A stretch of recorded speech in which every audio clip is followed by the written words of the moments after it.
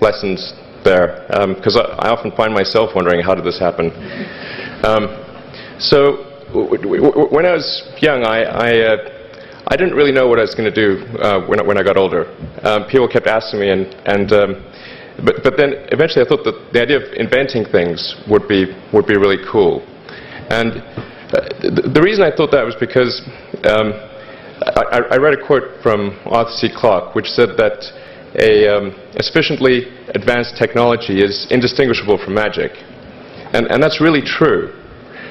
If you go back, say 300 years, the things that we take for granted today would be you'd be burned at the stake for. Being able to fly, that's crazy.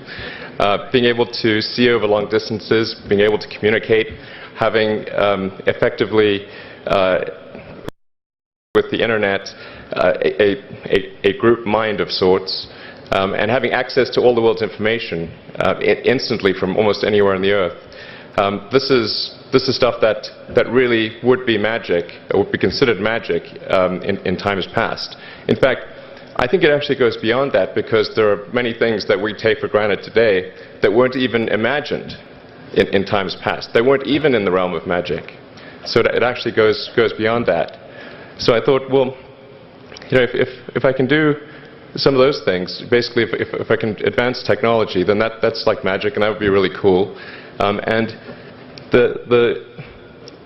I also had sort of a slight existential crisis, because I was trying to figure out what does it all mean? Like, what's the purpose of things?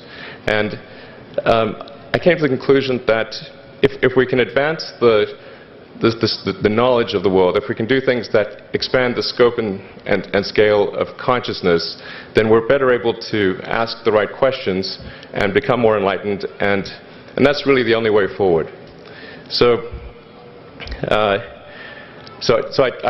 studied physics and business, because I figured in order to do a lot of these things, you need to know how the universe works, and you need to know how the economy works.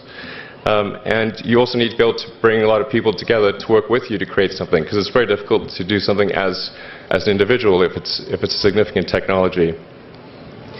So I originally came out to California to try to figure out how to improve the energy density of